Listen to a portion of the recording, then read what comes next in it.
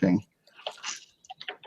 I'm gonna set it to go live and we can get started as soon as you're ready. I feel bad about rescheduling, but you totally stood me up last week. It's the first time anybody's done that when I said come home with me.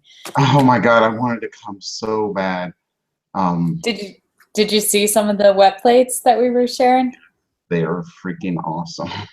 I think I have to get one now. Oh man. Where are we? Okay, sorry.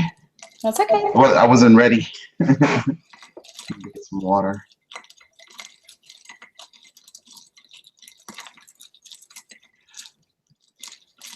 Well, we're totally on your clock, so if you don't have water, go get it. Hydration's important. No, I went and got it. Okay, good. What's the video? I'm used to working with more than one monitor, and I let my son borrow mine. Okay, I'm ready. I'm here.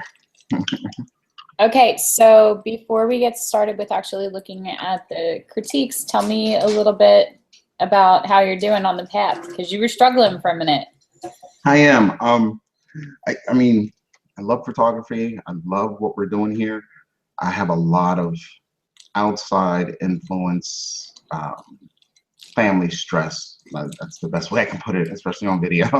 But it's interfering a lot, and I'm trying to work through that and work along with, staying on the path and staying motivated, and just moving forward. Okay. So we were actually talking about this before with a mentor of mine, Dane Sanders. If you're not familiar with him, you should look him up because he's pretty brilliant.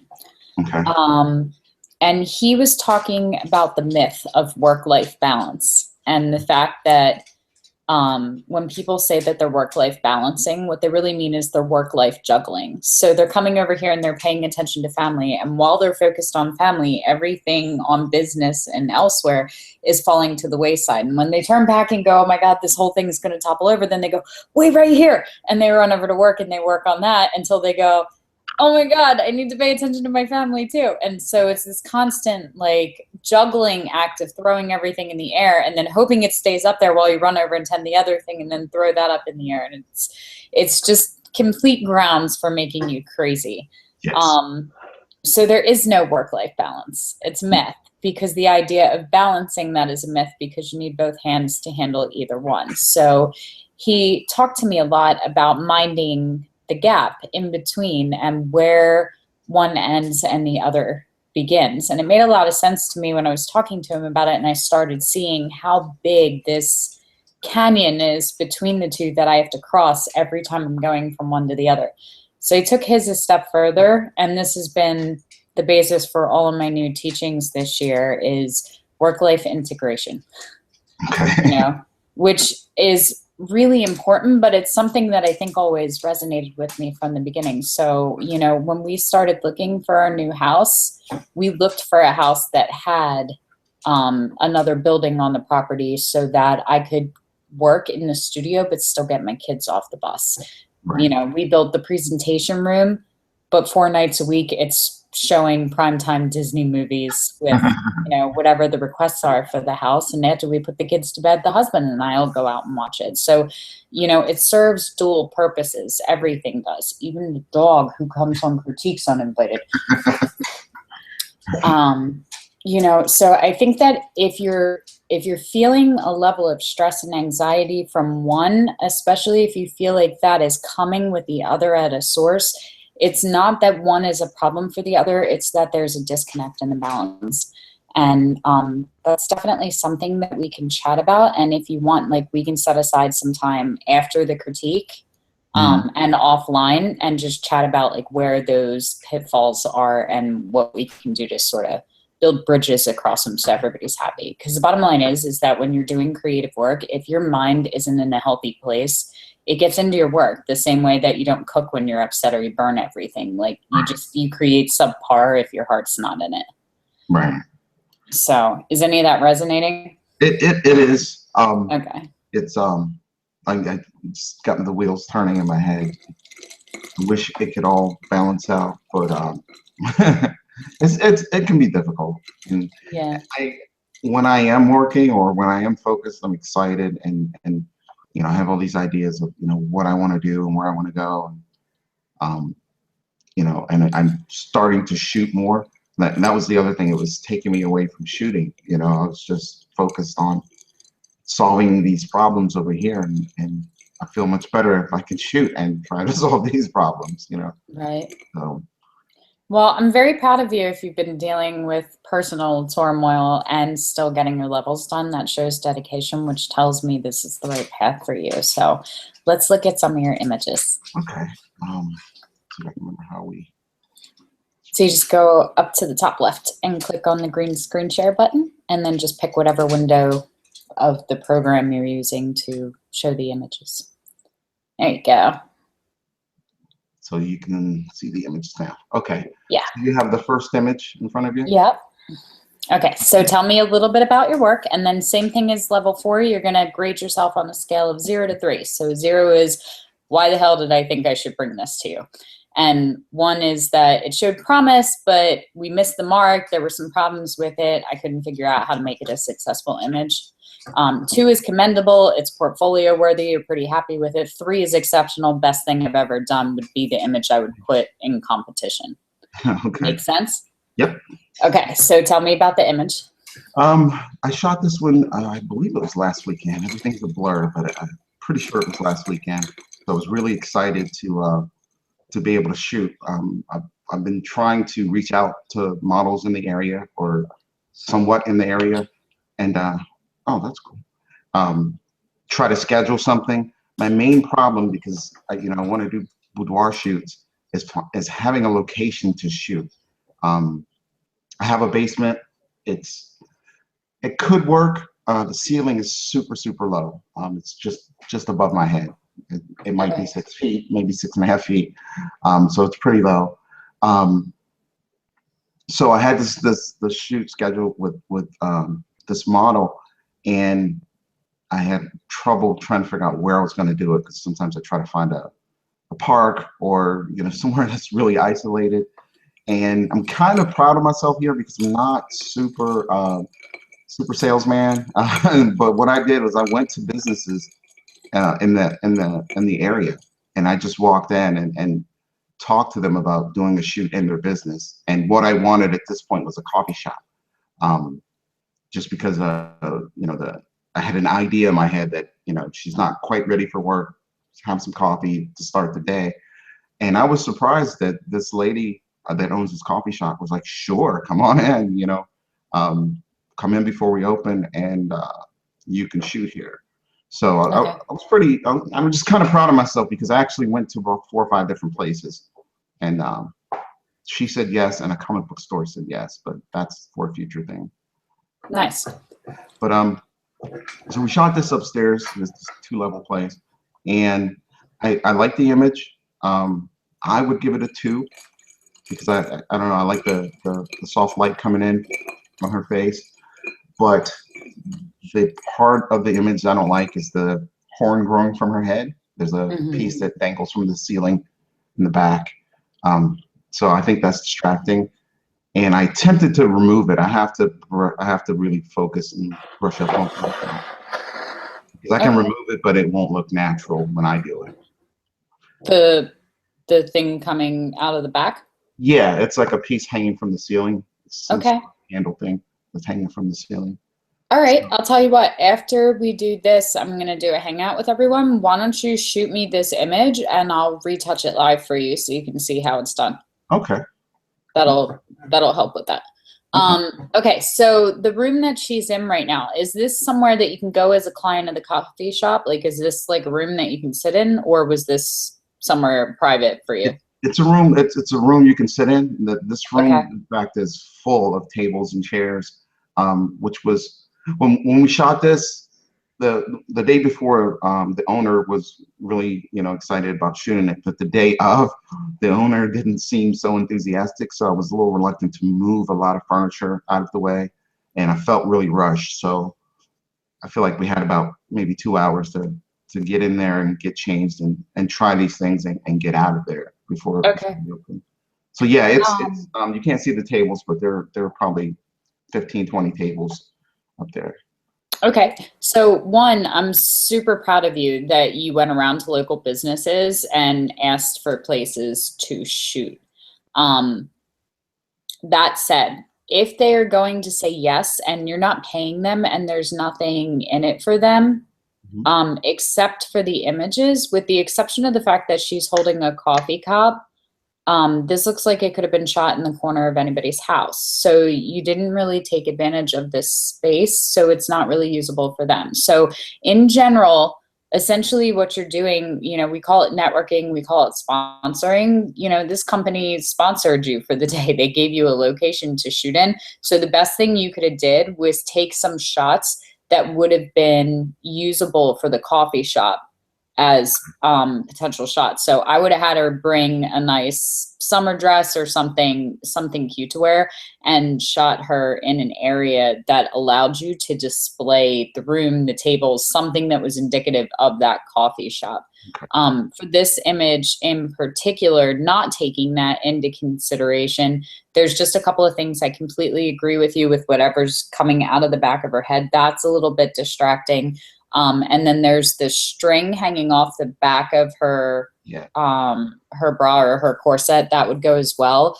And then there's an extension rod coming in towards her head with the curtain on it. If it's a suspension rod like that, I would have taken it down.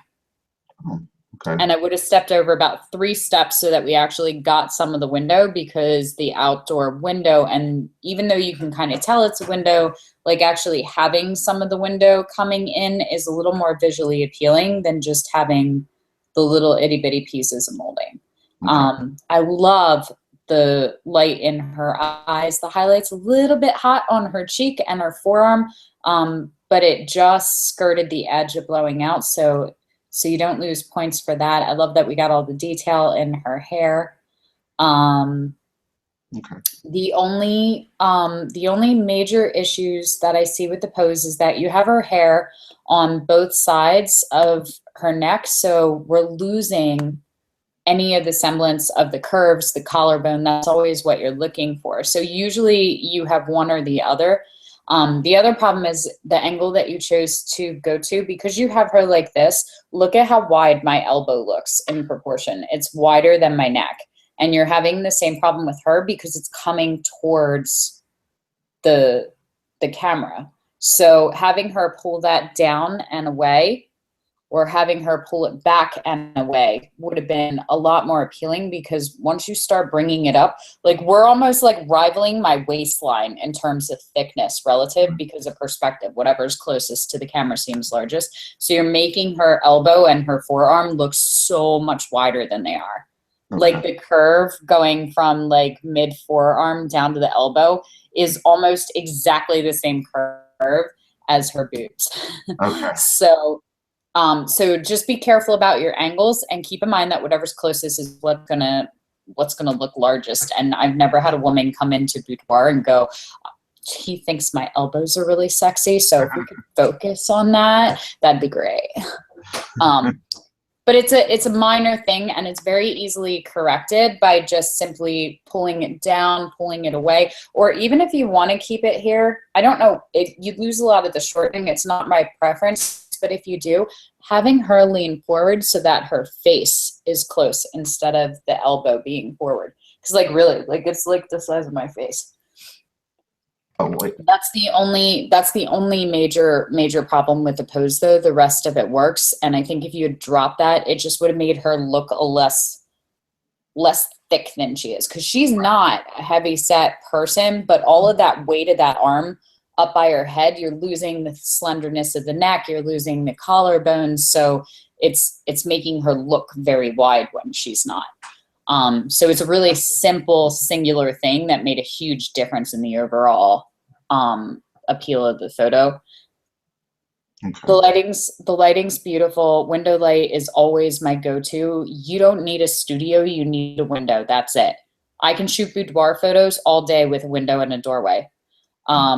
So I wouldn't be terribly concerned about that. And I think that you did a beautiful job on this one. So I'm grading you harsher because we're at level 9. So I'm going to give you a 1 for this one, because of the elbow and because of a couple of the little things, the thing coming out of the back of her head, the suspension rod, I don't think is adding anything to it. I think changing the angle a little bit would have been helpful. I think shifting the focus down just a little bit and getting a little bit more of her waistline would also help to make her slender. We cut off the fingers with the coffee. So there's a couple of little things. It's got beautiful light, got beautiful catch lights. I love her expression.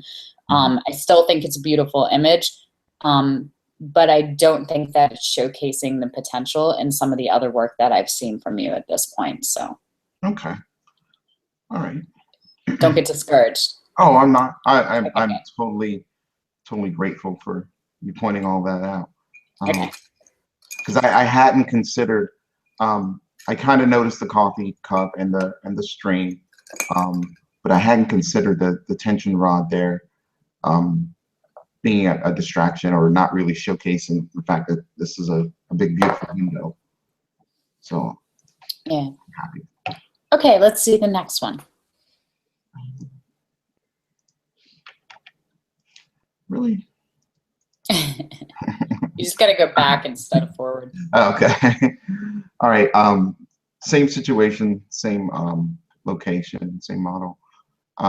With this one, I kind of like the fact that she was looking out the window, and I wish I had noticed, again, with the piece coming out of her head, you know, it looks like she's got horns kind of coming out of her head.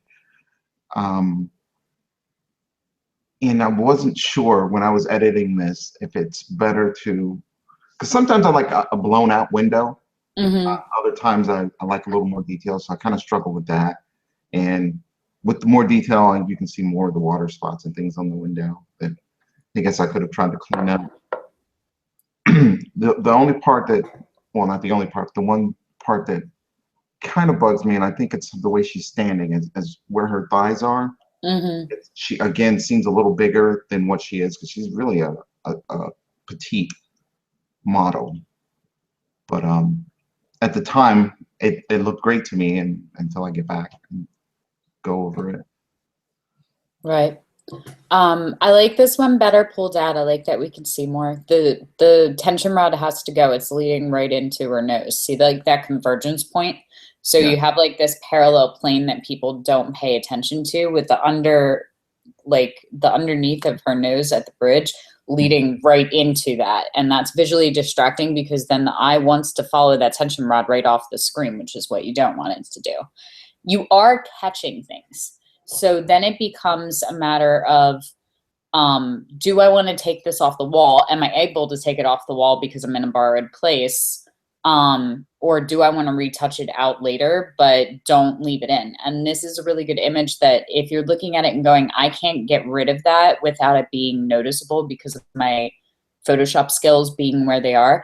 Guess what makes them better? Practice. Guess what your homework assignment's going to be? Practice. Photoshop. There's just a couple of little things with this one. I love the body image. That arm just needs to be pulled back a little bit. So you have that little triangle of space, which is good, but you will accentuate her body and the figure the further you widen that. So it's just this thing that even though I'm not shifting my body, even though I'm not changing anything, I look wider here than I do here. Isn't that interesting? Yeah. Because it also pulls back. And in order for it to do that, the other thing that it does when you pull that shoulder back and pull it away and widen that is that you're also exposing across the collarbone, which is really important because what do we say when someone's really skinny? She's all bones, you know, she's skin and bone. Right. So the other thing is that the more that you start to accentuate these muscles, this is the most overlooked thing in photographing women. Everybody pays attention to the cleavage. Everybody pays attention to the waistline. Everybody liquefies and slims down the thighs, the stuff, the arms, and nobody pays attention to the collarbone. The fastest way for me to drop 20 pounds off of anyone is to just sit and have them hollow out their collarbones, because when we see bones, we equate that with skinny. She's skin and bones. So the more that you change and you shift the body and move her around, the more that you change the light to be able to accentuate that, these shadows and these lines equate to slenderness all the time. That triangle of space allows you, like you have like this little kind of triangle thing, you definitely want the diamond shape. So there should be the indent of her hip on one side and the indent of the elbow parallel to that going out the other way. Okay. I love the positioning of her hands. It's very natural. You're nailing the expression. You may not get full credit for that. You'll know how, if you were directing her, if she's just a good model. But the expression sells it. So I think that if she was standing there and if we took the extension rod down and just let the window feature, that it would be a much stronger image. There's like the two little curls of hair that aren't cooperating and are coming off towards the strap. Those are distracting. I would retouch them out. And same, say that again? Are you talking about from her top of the head past her eye? That one too. That was my next one. But at the bottom, coming towards the strap of her top. Oh, I see. Okay. You see them like not following. Those ones I think are distracting. And same thing when we're talking slenderness. All of this hair is weight because you can't see the chin, you can't see the line of the neck, you can't see the back of the neck. So usually whatever side is closest to the camera, the hair comes off, whether it sits back so that we can at least appreciate the front of the neck, or whether it comes across and we get all the fullness of the hair on the other side, but we still have that line on the back. Does that make sense? Yes. Yeah. So it's just little things like that that make huge, huge differences. As far as the body language on the lower legs, I can't see her, you know, below where the picture is, obviously, but it almost looks like she crossed her right foot in front of her left. With right. So you don't want to do that because you don't want to bring the weight forward. You always want to bring it back.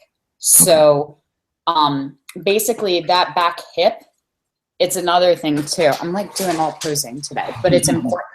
So if you have someone, especially like me, because I'm super, super hippie and apple shaped, if I come forward, it widens everything. Okay. If you come backwards, it takes everything away because whatever's closest to the camera looks largest. And then on top of that, having her slide, basically she should be able to lift this leg and stand on it. All of the weight should be on the back hip away from the camera. And then it's 3/4 view. So can you see how different it is to turn just 3/4 as opposed to if the weight is on the front, how much wider it instantly looks just from shifting your weight. Okay. Don't I add like 10 inches like immediately? Maybe 1, 2. Good answer. Karma points for, you can tell that you've been in a relationship long enough. But they're little things like that. So the other thing is that by having her pull that weight forward on the back hip, you're getting a crease right there from the weight of the thighs coming in, which also isn't terribly attractive. And we're seeing little pieces of cellulite and the remnants of extra weight by the shadowing. Okay. So when you have those splotches of shadow on the body, it's just extra weight that's not settling well. So going in and retouching that out will also make her look a lot more slender. But overall, I think it's a really, really good pose. There's just a couple of little things. The weight needed to be on the back hip. A little more distance between the arm and the back would have been really helpful. And I think pulling that hair off the shoulder would have slenderized her a little more. The lighting's beautiful. Her expression's great. I do like her body language despite the little technical things. And I would still be happy with this if I was her. The extension rod should go. The thing behind the back of her head should go. And there's like a little edge of like some kind of frame for like a picture or a mirror that's like just on the edge. That would go too for me. And that one's super easy to just clone it straight up. But that offset is distracting. Okay. So I'm going to give this one a 2 though. I do think that it's better than the first one, just with the perspective and the sense of the room. You know, I think that you got a lot closer on this one for what you should be after than you did the first one. Okay. So, all right, next one. And with this one here, it's the same window. Um, from what I was shooting for, I don't have a lot of attempts at silhouettes, so Hmm. I thought I'd give it a try. And I kind of like it, I kind of don't. Kind of confused on it. So I brought it not to show you as like, you know, this is a great image, to kind of get your opinion on it. Um, because of my uncertainties, I guess I'll give it a one. Hmm. I kind of, I like the shape of her, the pose, I guess I'm saying, and I like the fact there's not much light hitting her face, just a little bit, but I don't know, I can't say if that's a good thing or a bad thing. Um, and then again with the window, I played around with blowing it out versus showing more detail of the street, and I was unsure again about about both of them. We did put quite a few poses, and in my opinion, I like this pose the best. Um, Okay. there was a table in the way. I had to get rid of that.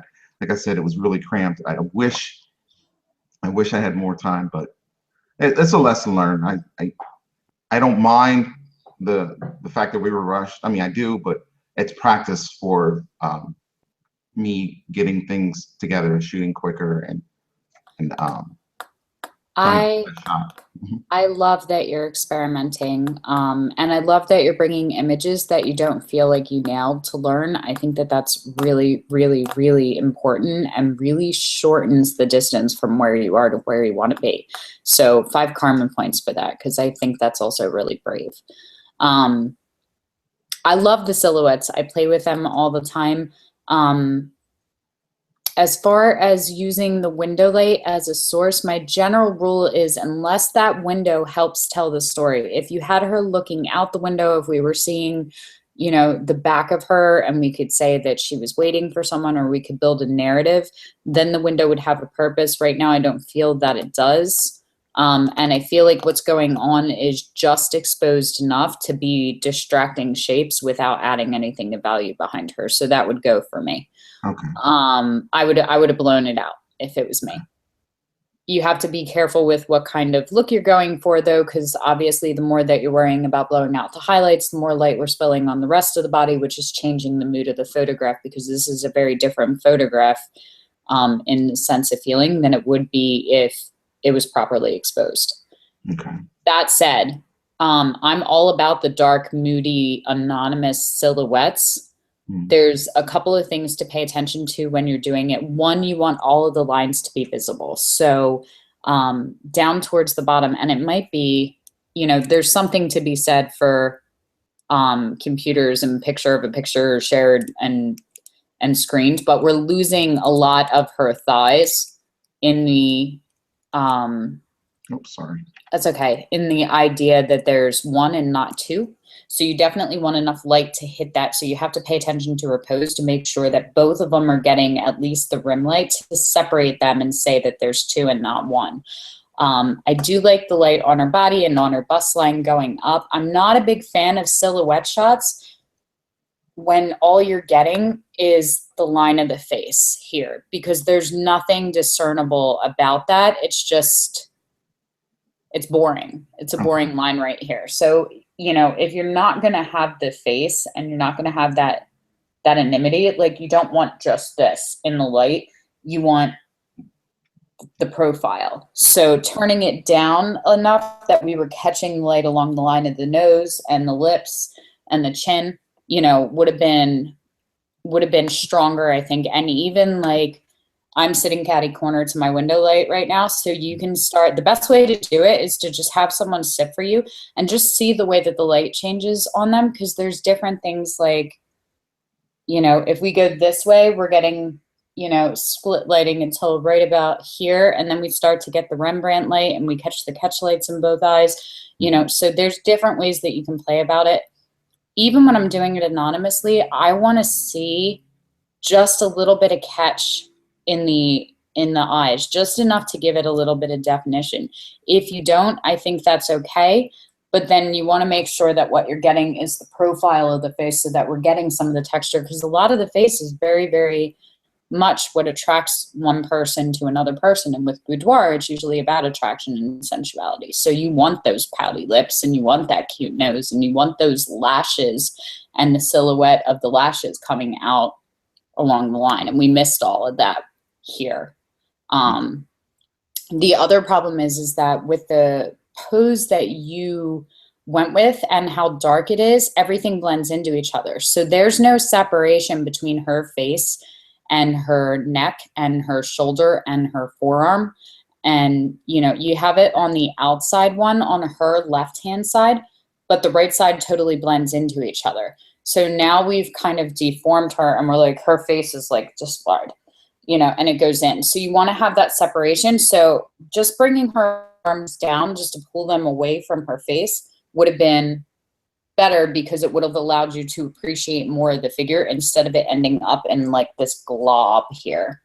But I have plenty of shots that are just like this when I was starting to play with silhouettes as well. So don't get discouraged. Hair can be another hardship when you're doing silhouettes, because even if they have those long, luxurious curls, they kind of come off as just these wide expanses of darkness when you have the hair down and along the neck, because you can't appreciate the lines of the figure like you can if it's exposed properly and there's color differentiation. So there's just a couple of little things.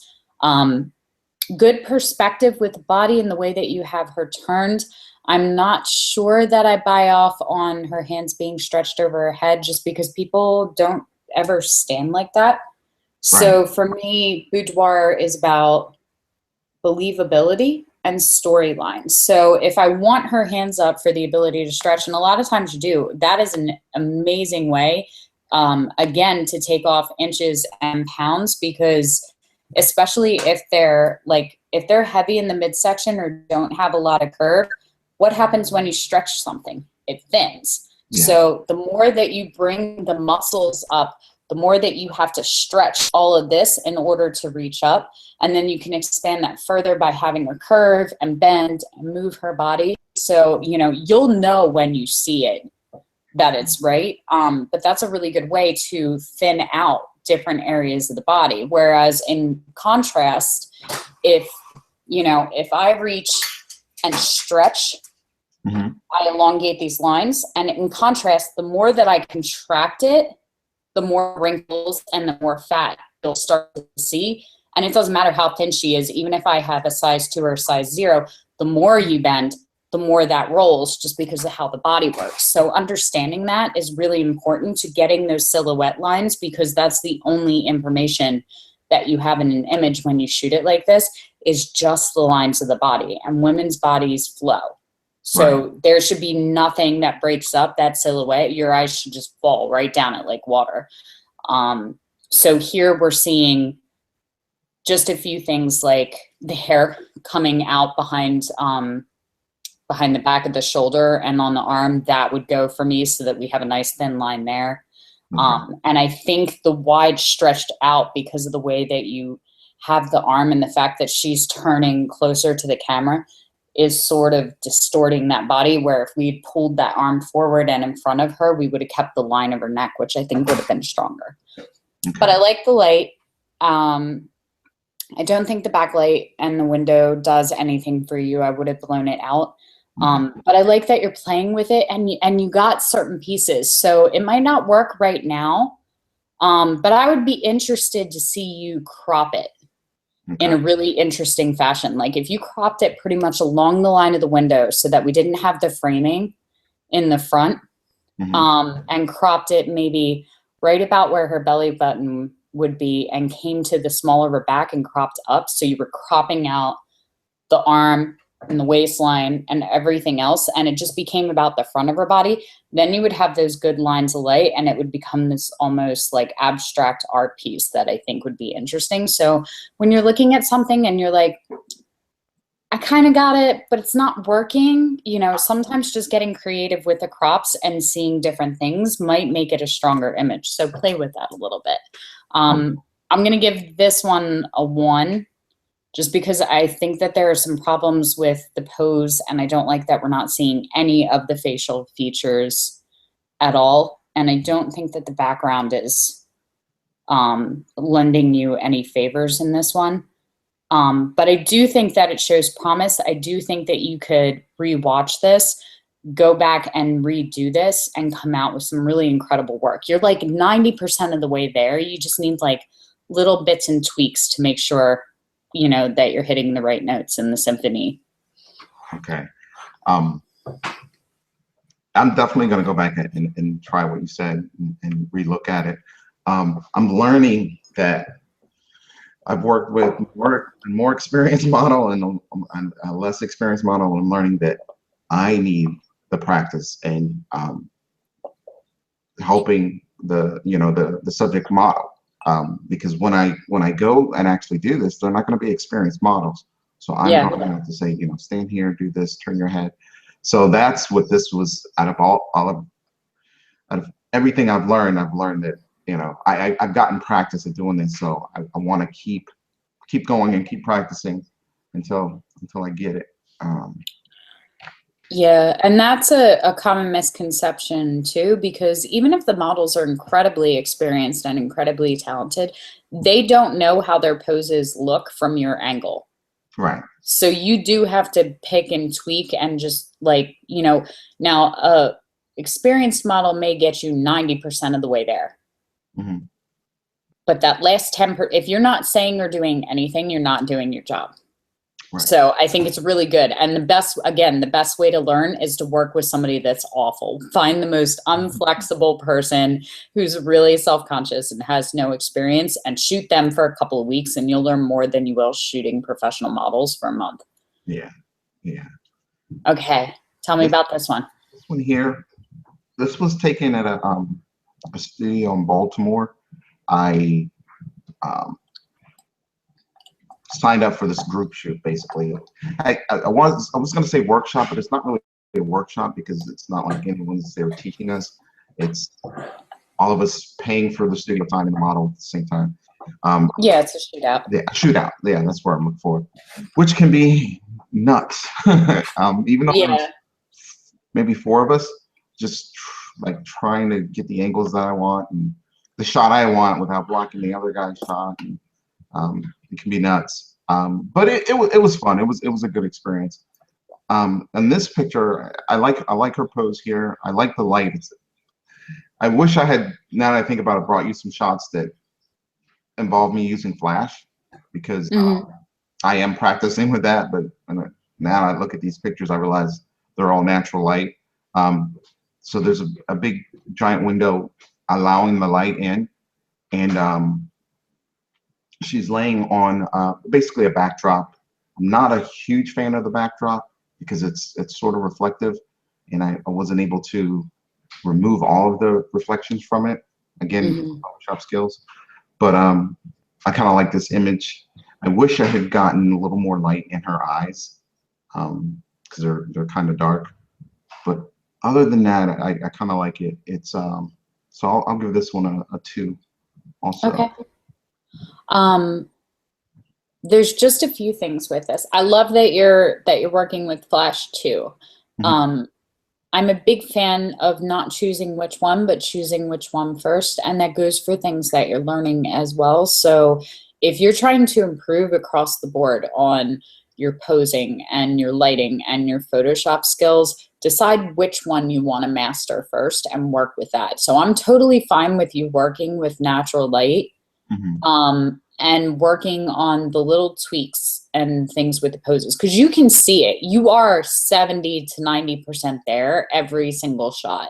There's just a few things that you're missing, and it comes with experience. It really does. Like, you'll just learn to see it, and then it'll become intuitive. So I would like to see you do that and get exceptionally good at that, and then move on to lighting, because you understand your lighting enough that you're getting close to a good photograph every time with the natural light, and you're getting close to where you want to be with the pose. So let's work on the posing and accentuate that for a couple of weeks. And when you start going, nailed it, then you can move on to lighting. and then you can, you know, apply that too. But you should be really comfortable and really happy with the posing, and then go, okay, I've earned the right to move on to learning something else. Otherwise, you get decent at everything and not really good at anything. It takes you longer that way, going back and forth. And that's the part I'm least confident about, is the posing. Yeah, and you're not far off. Like I'm beating on you and giving you a lot of feedback because they're good and they're close. They're good and they are close to being exceptional. So it's just little things, and I think sometimes having people pick them out, and especially understanding the why, you know, which is where a lot of critique goes bad. Like, I don't like her elbow, it looks big, but nobody goes, well, it's because it's super close. And if you pulled it back this way, it drops from the camera so it seems smaller, which allows you to appreciate this. Then you start to look for those things. So then you think, am I seeing her neckline? Am I seeing the collarbones for thinness? Am I crunching her and adding, you know, fat rolls and wrinkles where there shouldn't be? Or am I elongating? How do I do that? It's understanding different things like that that a lot of people don't pay attention to, which is why posing never really starts to come naturally to them, because they don't understand why certain things work and they don't. And I think that's the only thing that you're missing, is just really kind of having an underlying understanding of why certain things work and certain things don't, because you can see that it's working, or at least it's close. So the only thing missing is why. And you're really, really close here again.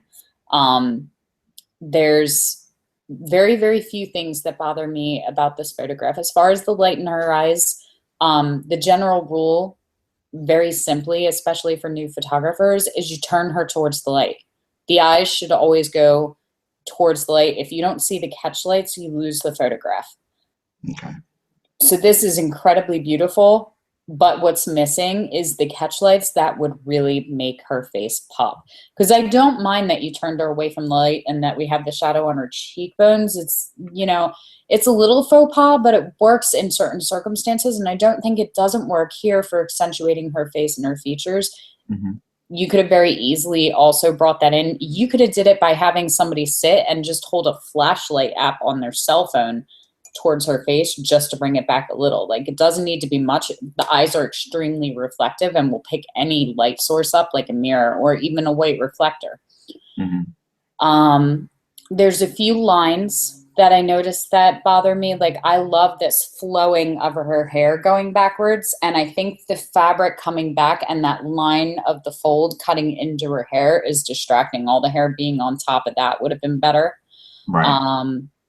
Again, we were talking about slenderness. The lines on the collarbone and the neck really slenderize her and make her look very thin, but still voluptuous and feminine, which is nice. And then you get these great lights and shadows that are subtle, but still sculpting along the rib cage and down along the stomach.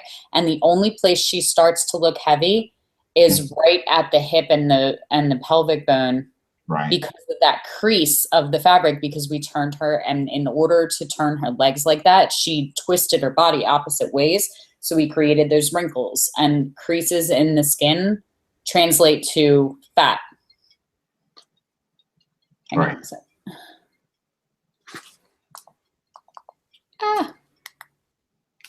I turned my phone off, but it still rings on my computer. It's funny. Yeah, mine does that too. But again, same thing. This is something that in retouching, you can go in and retouch that line out, because that line, wrinkles are one of two things. They're either fat or they're age, neither of which women want. Along the back line of her bottom foot, same thing. That fabric coming up over her foot, I think, takes away, where if that foot had been on top of the fabric, we could appreciate the line of the leg all the way down. And that's it. You're like, again, you're 98% of the way there. I love the hand on her face. I think that's beautiful. You know, it's really, really hard. John Kaminsky will tell you.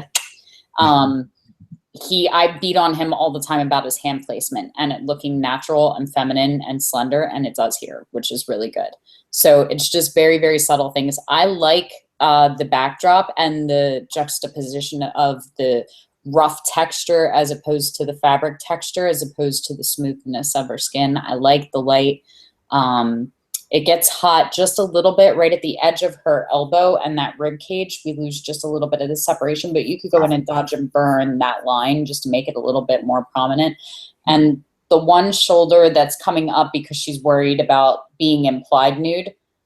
Girls forget all the time that the camera can't see through them. So they always want to push against their boobs when they're nude. Like they always, that's why like the hand bra cliche comes in, because they think that they have to physically have their hands on their body in order to get rid of it. And you don't. So you can go like this, but you can also go like this.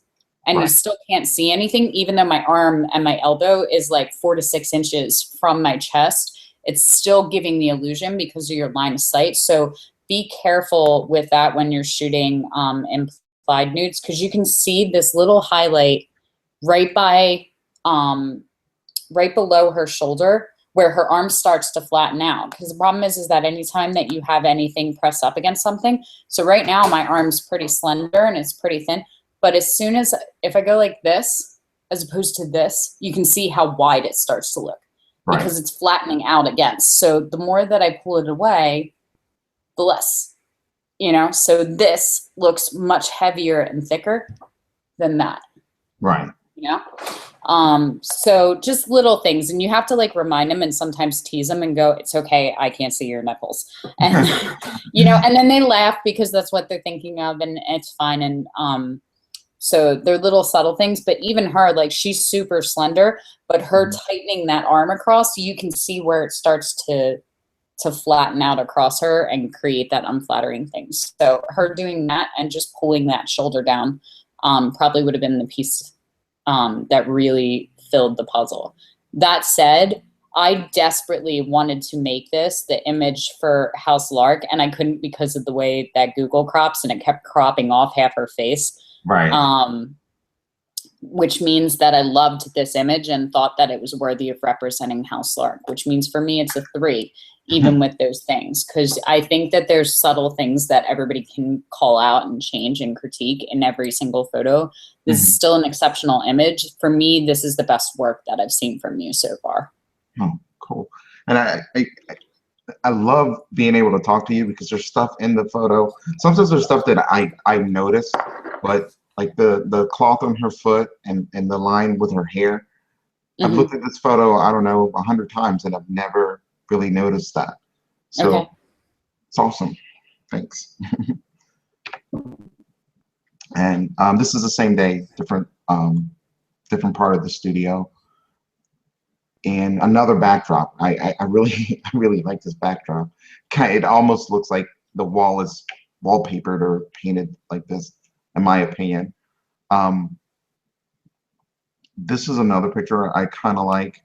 I played around with the crop, you know, more of the floor, less of the floor, that sort of thing. But everything else I kind of like about it. I think it's a little hot again on the left side, but I was able to get at least a little catch light in her eye. But I think the right side of her needed a little more light also. But yeah, so I give this one a 2 also.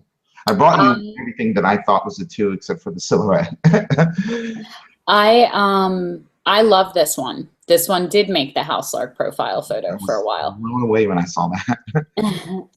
I love the pose of it. It's very dancer-like. I love the long hair. Any implied nudity that you can do without hand bras is like already a home run for me, because it's such a bad cliche in boudoir. Her fingers again are very subtle and slender. The one on top is spread out a little bit thick. I would have liked to have seen that have like just a little bit of flex in the fingers. And I think if you had brought it over a little more and let her fingers actually wrap around that ankle instead of just resting there, the resulting thing to bring her hands over that way would have pulled her over a little bit more. So we would have been able to see a little bit of like the under boob, and the way that it would have contorted her body to reach would have given you a little bit of accentuation in the waistline curve too, because it's all about the curves with the girls.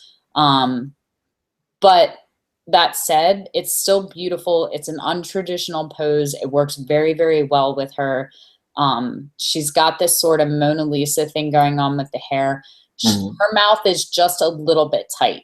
So you have to watch that. Like, women carry their tension, especially when they're holding difficult poses, or if they're not completely comfortable. They're like, oh, I gotta hold here and suck my stomach in and push the girls out. And so while they're thinking about this, you'll watch it in two places. They furrow their brow and they tighten their lips.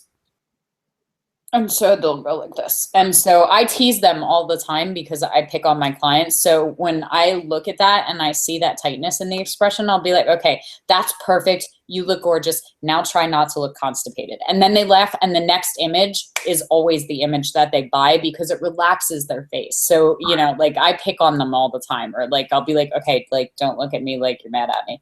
You're like, so you kind of have to find your rhythm. But a lot of times just telling them, like, just relax your face, you know, just stick out your tongue and, you know, like, I'll like just do something that gets them to laugh and realize that they look ridiculous right now, because they don't think about all the tension on their face, and it shows. And I don't care how good her body looks, if her face is like, it's just not going to be attractive. So, nail the face first. I'll actually sacrifice the body if I feel like the pose is too difficult and causing too much concentration. I'd rather have a more subtle figure, but a killer face. She's got the eyebrows and the eyes are dead staring through. I think it was just the lips that were a little bit tight here. And that may be just accentuated ever so slightly by the fact that we kind of have this very light split lighting kind of going on. And so that's kind of flattening out her face, and we're losing a little bit of the bone structure, but we're still keeping the tight lips. So it's subtle, and it's not always entirely in the photographer's control because it depends on the model, but that's it. Like, you're dead on with most of the pose, like 98%. You know, it's very, very minimal what I would change. The way that the wall is, or the texture, the background, whatever that is, there's kind of like this highlight band that goes across it. Can you see how there's like that white that goes from like her shoulders to like mid head all the way across, how it's lighter than the rest of it? I would go in and just dodge and burn a little bit just to blend that in a little bit more, because specifically right by the pillow, that white spot is really distracting, and I've looked at it at least 5 times while I've been doing it, because your eye's always attracted to the latest part of the photograph. So, but still, I love the retouching. I love the painterly feel. I love the body language. I love the hair. So this is a win for me, and this is also a 3. This would also be like first image in the portfolio if I was trying to sell your work. Okay. So well done. Thank you. All right, that's 5, right? Yep, that's it. Okay, so you can turn off the screen share. And then how are you feeling? I beat on you pretty good. I expected it. I actually you're like, I knew it. You're always a bitch. I look forward to it because I mean, I watched just about every critique video that you've done with everyone, unless one slipped by me. So I kind of expected it. Now, you know, a while ago I was dreading it because I couldn't decide what pictures I wanted, and I wanted them to be good enough. And you said to me, like, bring something that you're not sure about. Like, oh, that takes so much pressure off. And I wanted something more recent too. That was the other thing that was bugging me, because the 2 pictures you liked just now, those were the most recent one. Everything else was much older. So I kept telling myself, I need to get out here. I need to shoot, because I want to show you what I'm doing now, not what I did a year ago. Right. So that was bugging me too. So I was able to do that. So I was really excited about waiting for you to beat me up. So coming from your level 4 critique and then coming to here, are you seeing growth in your work? Yes. Yes. Are you happy with the amount of growth that you're seeing? I think there could be more, but that's just that has nothing to do with what we're doing here. That's just me not shooting as much as I should be shooting. So okay. My goal, I set myself goals every year when the year starts, and this year was to shoot more. And I have shot more than 2014 and more than 2013, but not as much as I want to be. So I'm the last maybe month or so, I've been telling myself, August we're shooting. I can't, no one could bother me at all this month.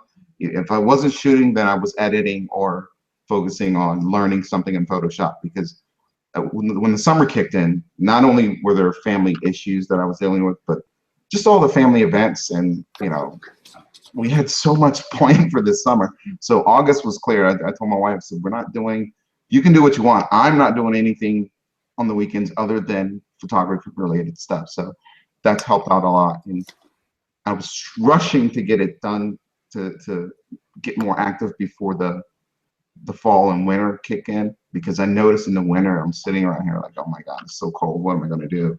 And I'm deciding that I'm going to shoot as much as I can in the winter also. So I just find that the people that are willing to stand outside in the cold with me and shoot, because usually the winter gets me a little depressed and a little, focused on staying at home, and I'm not doing that this winter. Good. That's good to hear. So what's the goal? You're almost through your first sphere. We're getting ready to go into level 11. Where do you want to go from here? Where do you want to end up? I want to have a business shooting boudoir, and I'm trying to be patient, because I'm a little afraid to get out there, and I want to be really good when I start. I don't want to be okay or average. I want to be really good when I take that leap. So I guess right now I'm trying to focus on getting better before I start the business or I'm grinning at you, and I'm poking fun at you a little bit mentally, because you're a lot like me, and I sounded the same way. It is an oxymoron to say, I want to be really good when I start. That's nobody starts out well. Did you catch my blog post on the worst boudoir photographer ever? Yes, I did. Did you see how much those images sucked? And I saw everyone just jumping on you like, oh, you shouldn't beat this person up, not knowing they were you. awful. They were awful. She has them on her social media. It makes me cringe every time I see them. She tags me in them every year when they come up on her memories too. It's you know what though, it's so good, and that was really important for me to share those, because I think a lot of people look now and they're like, oh, well, if I could shoot like you, and if I could retouch like you, and if I had your kind of clientele, and if I had a studio like you. I didn't have any of those things when I started. Like, that session was in my bedroom because I didn't have a studio either. And that was the step up, because before that I was shooting them in my basement, my unfinished basement next to my oil tank with a hand-painted backdrop. It's the important thing is to start. If you wait until you're ready, if you wait until you're good, if you wait until everything's in place, you'll just be waiting. Because the bottom line is that your standards of excellence will continue to elude you. Right. When I started, I found one photographer in the area. I didn't have any photographer friends. I found one photographer in the area that was doing boudoir, and I remember being blown away, because I have no background in the photography industry. I didn't take it in school. I didn't, even in high school, no interest, didn't own a camera. There was nothing. I started a body painting project, and I got the camera because I had to photograph the girls, because they would wash the paint off, and it wasn't like all my other paintings where I had the canvases forever. Right. So it found me. So I didn't have any people in that circle. And I remember going to his workshop and him having an apartment, and that apartment having every room designed as a different set. And it was the first time I'd ever been in a photography studio that wasn't a backdrop and lights like Picture People or Sears or, right. I had no idea people, it was like Wonderland to me. I was in Disney World all day. I'm like, oh, I want this, and I want rooms like that. I could totally do this. I didn't know this was an option. Shit, why did I just buy all those backdrops? I just want a couch and some books and, and things like that. And so it all manifested from there, but if I hadn't started in my basement, I wouldn't have moved up to my bedroom. I wouldn't have moved into my garage. I wouldn't have gotten the ballroom studio that I have now, because I wouldn't have posted any work that would have got me to those points. All of that grew from that, you know? Right. See these incredible redwood trees that are hundreds and thousands of years old and just touch the sky, and they come from these little seeds, you know? So you have to plant that and be okay with where you are and understand that you're at a never-ending process of growing. Because as soon as I got good at that, and I got my little studio and I had that set up and I started getting recognized, then I started meeting other people. And then I started looking at other people's work and going, oh my God, this blows anybody I've seen out of the water. And that is always a response I'm finding. So I moved from, you know, the little guy that was local who had good work for what he was doing.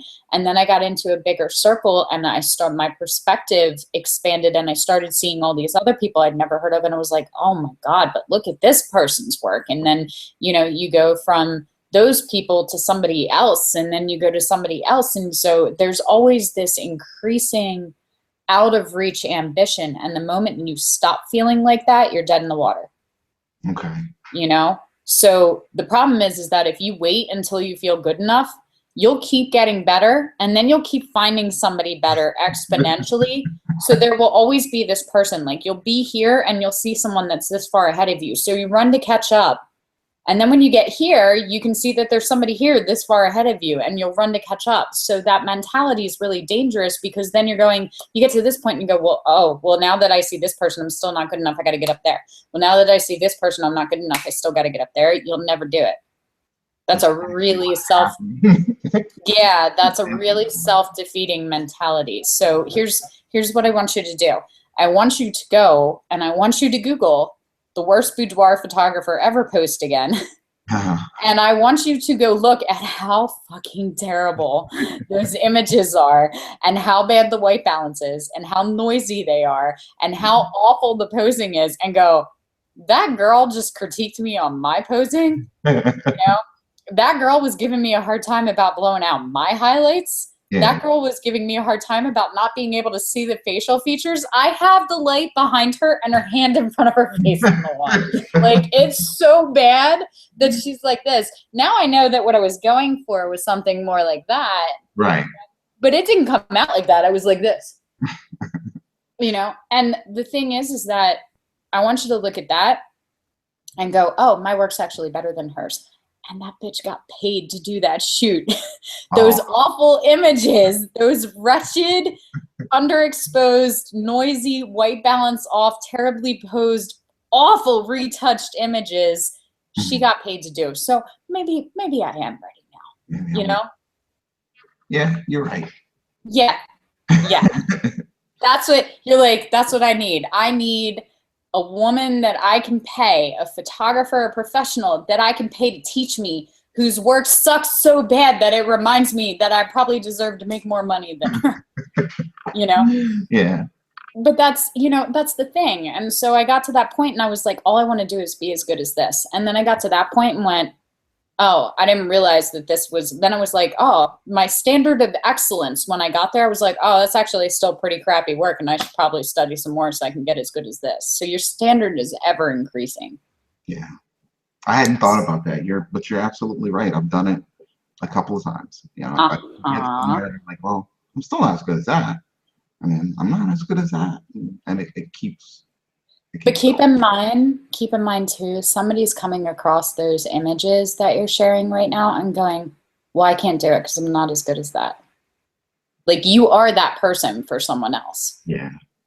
You know? And rightfully so. Like, those last two images that we looked at, I'd be pretty proud to put them on my portfolio and claim them as my own. If I was going to steal work and go, look how good I am, those would be in my collection. I'd throw them in and be like, I did that.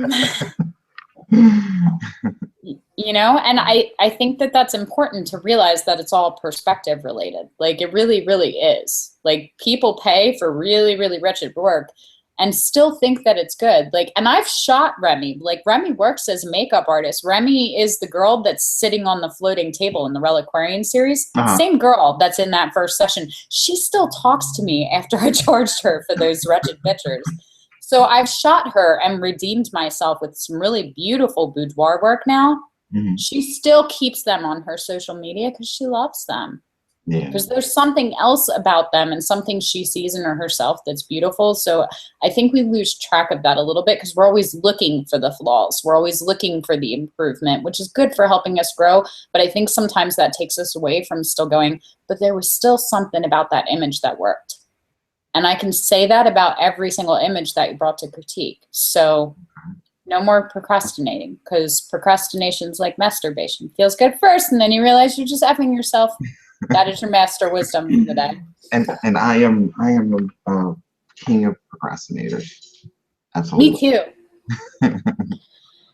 So what's the next step for you? Where are you at?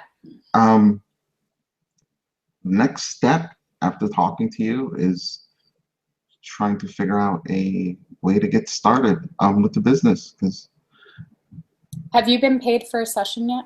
no, never. Why not? Don't know what to charge. I can't figure out pricing. I mean, even, and I've looked at your pricing videos. I've looked at so many, and I'm like, I don't know. I don't know where to start. How do I guess I need to figure out how to put a package together, and Okay. and have that to offer. I'd like to have maybe 3 packages that I offer, and I don't know. I haven't sat down and tried it either, but How I much? spend a lot of time just reading and watching videos and just learning, and then I'm like, what do I do with all this? Okay. Well, that's actually probably your biggest problem.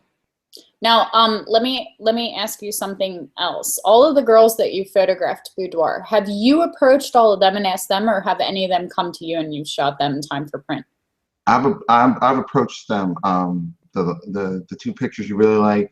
No, just any of them, any girl you've ever shot. Have people reached out to you and said, hey, want to get together in time for print or for a session, or is it always you?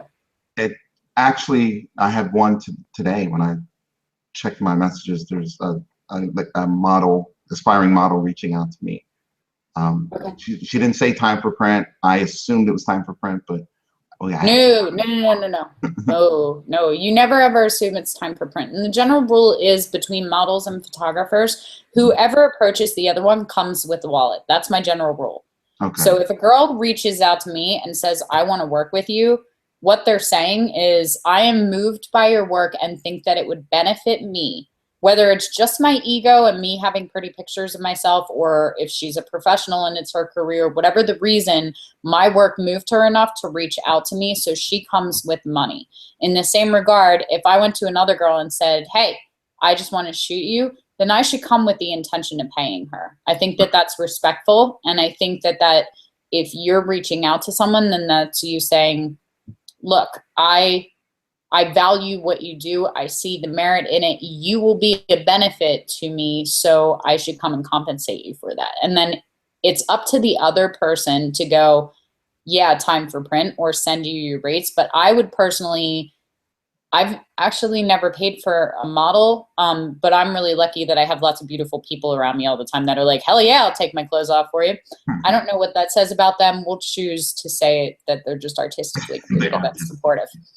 But at the same time, if I found a model that I really wanted to work with, that I was going to reach out to and go, hey, I'm working on this project, I would like you to work with me, then I come with the intention that if she responds back and looks at my work and doesn't think that it's worth the time benefit, she'll send me a rates. Because that's really what it is, time or money, every time. So if they come back and go, my rates are $200 an hour, you know what they just did? They just looked at you and said, you're not benefiting my portfolio enough to be worthy of the time investment that I would have to put in to come and spend with you, which is totally okay.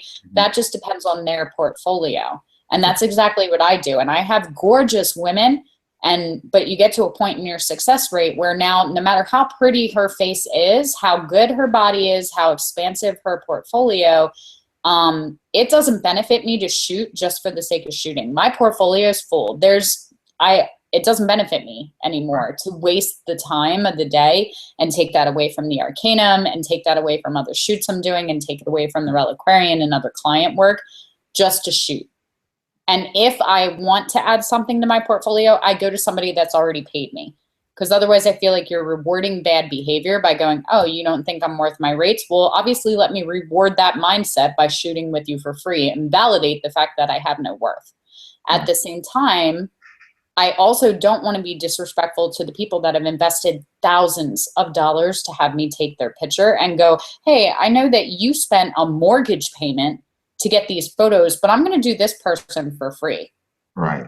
Because what are they going to think? They're going to go, oh, well, obviously I wasn't pretty enough or talented enough for her to want to shoot me for free, so I have to pay, and this person's better than me in some way, which is, like, I just feel like that's really disrespectful and counterintuitive to what I'm doing, so I don't do that. So that's my general mindset with it. As soon as people start coming to you, your work is being noticed, which means it's time to start charging.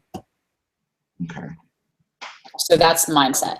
How much time do you have free this evening? Are you free right now? Well, we'll probably be having dinner soon, but Okay. later on, I definitely will have some time.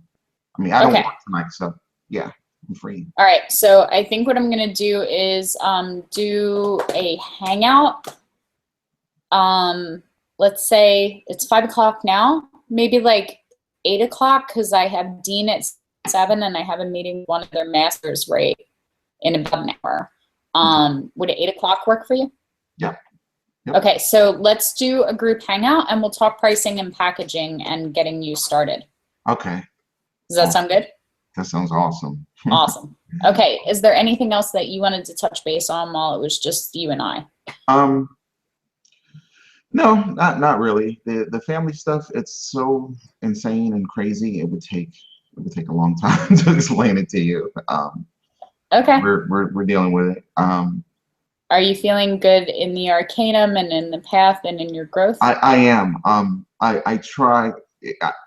I know that when I'm not progressing, that it's me. And what I try to do is figure out why and change a little something. So the last, not only shooting, but the last maybe week or two, I've been trying to learn. I'm so all over the place. Learn a little more about social media marketing and how it works. So right now I'm playing with Facebook, and with my Razor photography page, I was able to increase the likes by 20, which isn't a lot for most people, but for me, when you have less than 100, just getting going, I realize I'm learning that I need to be more active. I need to be okay with putting posts in your face and, hey, look at this. Because before I was really quiet and I didn't want to offend anyone. And I realized that's not how advertising works. Coca-Cola's okay bombarding me with stuff, so yeah. I'm okay putting it out there. There's a difference between advertising and spam. It's a fine line. The best advertising and marketing is when people don't know they're being marketed to, which is really important. And we'll talk about that too. Keep in mind too that it's all percentages. So if you have 80 people and you increase another 20 people to bring it up to 100, you just increased your following by 20%. That's a pretty good return, and you start to think about it. When you're at 800, that would mean that you went to 1,000, that you added 200 people. When you're at 8,000, you're talking about adding another 2,000. That's the percentage rate. So, the numbers don't seem significant when you say 20, but if I said, hey, I jumped up 2,000 people this week, you'd be like, wow, what are you doing? Well, I have a wider reach, so it's actually a percentage thing, and you might actually be having a stronger reaction and a more potent return on investment than I am in percentages. Numbers are very misleading. Okay.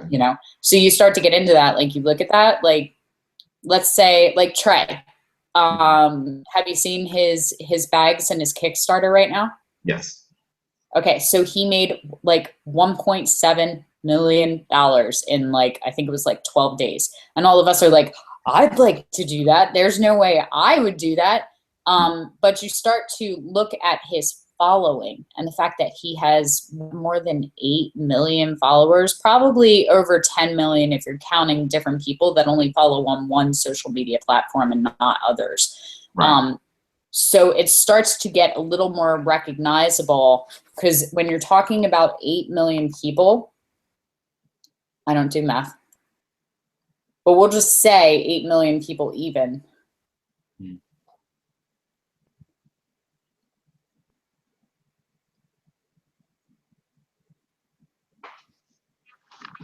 And I can't. You're talking like less than like a half of a penny per person. Right. You know? So you start thinking about that. Like if you had a following of 10 people and they were going to give you $1, you'd have $10. And we can all agree that that probably won't change the quality of your life very much. But if you build your following and you have 10 million people and everybody gives you $1, right, you're taking me on vacation. You know? So it's all relative. So that's really good. And I would be really encouraged by that. The bottom line is that small growth is still growth, you know? So keep that in mind. Okay. So that's it for the day. Are you feeling good? You passed level 9. You ready to go to sphere 1? Yes, I am. I'm feeling good. I'm excited. Good. I can't wait to see what's next. All right. Well, you passed with flying colors. I'm going to end the critique and we'll get back on later today and we'll talk pricing and being able to take the next steps. Sound good? Oh, yes. Awesome.